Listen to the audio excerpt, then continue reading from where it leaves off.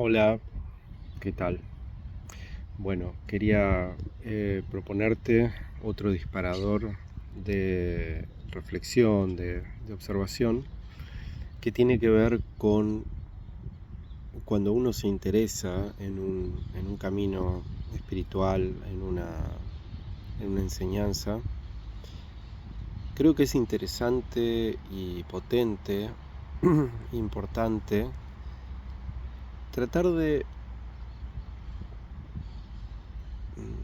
notar más o menos, aunque no sea algo súper preciso, pero por dónde va la cosa de qué busco y de qué busco alejarme, ¿no?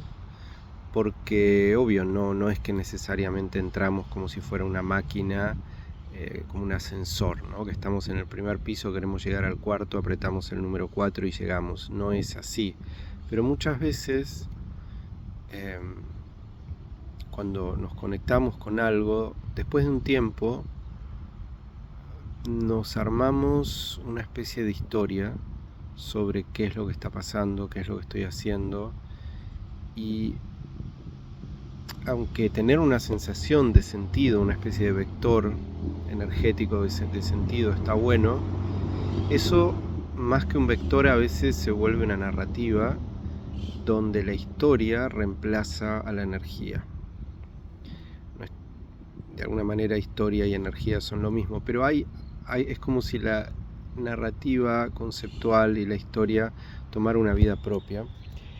Y aunque uno pueda no saber claramente qué es lo que está buscando, porque de hecho a veces llegamos a cuestiones, bueno, a veces terapéuticas y a veces espirituales, sin saber muy bien qué es lo que estamos buscando. Es como una sensación de que algo nos cierra, y esta es una expresión que ya la mencioné varias veces, es bastante tramposa esta idea del cierre, porque uno tiene una sensación en un momento de que nos cierra y de alguna manera empieza a buscar que cierre. Y la imagen del cierre es muy complicada, porque justamente lo que distingue a los sistemas abiertos y a la vida es que justamente son sistemas abiertos, no indiscriminadamente abiertos, pero hay, digamos, una participación plena en el campo vital. Digamos, en la forma de las causalidades materiales eso tiene formas. Una célula tiene ciertas sustancias y ciertos modos de conectarse con otras sustancias, los átomos, pero hay de todos modos como una especie de campo subyacente, pero bueno, no es el momento ahora de entrar en eso, lo que por otro lado ya hemos hablado. Pero es muy interesante esta investigación porque aunque no saquemos grandes conclusiones, no se trata necesariamente de sacar grandes conclusiones, que son más historias, pero hay algo en esta investigación que hace que uno esté sensible, porque muchas veces en las ideas de procesos espirituales y búsquedas espirituales es como si se enquistaran cosas o hubiera como ciertas carencias básicas, pero muy primitivas, digamos, que se disfrazan de grandes temáticas espirituales. A veces hay temas en la vida humana que son el mismo patrón o el mismo arquetipo, digamos, pero como en diferentes octavas, ¿no? Y muchas veces en nosotros, en nuestra constitución básica, lo cual es totalmente normal por cómo funcionamos, cómo crecemos, cómo nos desarrollamos, a veces hay temas que se quedan atascados en ciertas carencias básicas y que después aparecen bastante disfrazados como si fueran una forma más madura de eso, y muchas veces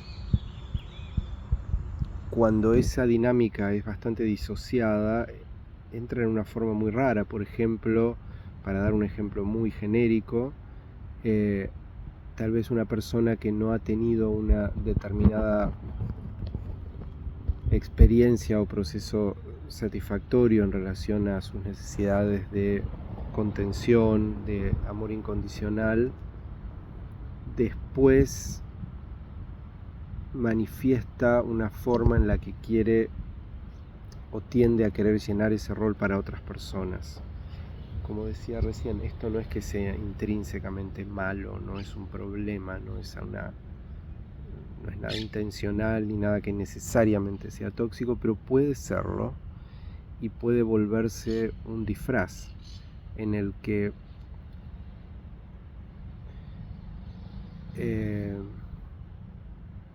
puede traer y generar situaciones bastante tóxicas. Es importante notar esto. Y aparte después en nuestra práctica, si no notamos esto en lo básico, cuando este proceso, esta relación con enseñanzas, con procesos, con cosas avanza, es bastante difícil notar ciertas carencias básicas o elementos básicos porque se enquistan, se vuelven como base, como una especie de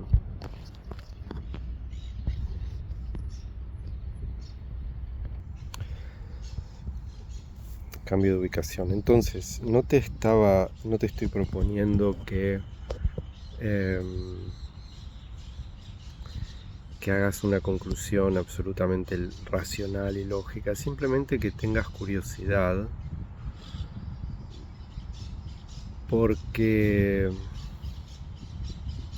la mente humana tiene una capacidad increíble de crear narrativas cuyo contenido es a veces diametralmente opuesto a las fuerzas que hay como por debajo, como subyaciendo. Entonces es interesante esto. Y simplemente eso, ¿no? Básicamente hay ciertos autoengaños que uno puede decir, no, a mí no me pasa esto, porque siempre estas cosas le pasan a otras personas y no a nosotros mismos. Todo esto de lo que hablan Jung en relación a la sombra, los libros de psicología, los maestros espirituales, siempre a nosotros no nos pasa eso porque nosotros estamos más allá de eso y siempre le pasa a otras personas. Pero curiosamente no es así y a todos nos pasan estas cosas.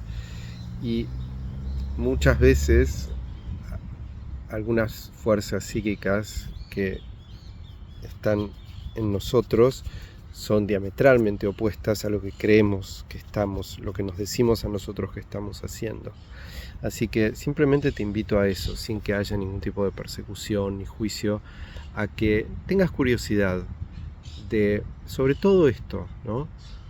Por ejemplo, cuando uno en literatura, cuando alguien compone un personaje, una de sus características básicas es qué desea y qué teme, ¿no? O sea, de qué se aleja y qué está buscando. Y esto marca el personaje. Y muchas veces en nuestros roles narrativos, que suelen incluir para muchas personas la búsqueda espiritual o cosas por el estilo, hay unos personajes muy extraños.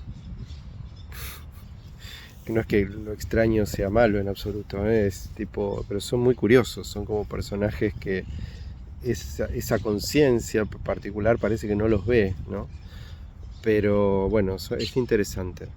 Y a veces cuando esto se enquista y se arma este efecto bola de nieve, se puede armar una especie de ego espiritual o algo así, que puede llevarte a pasar décadas, y dicen vidas enteras, en una especie de programa basado en evasiones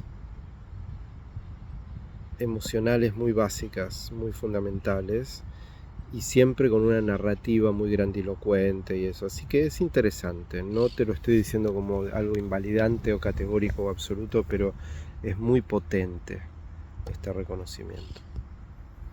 Ojalá sirva.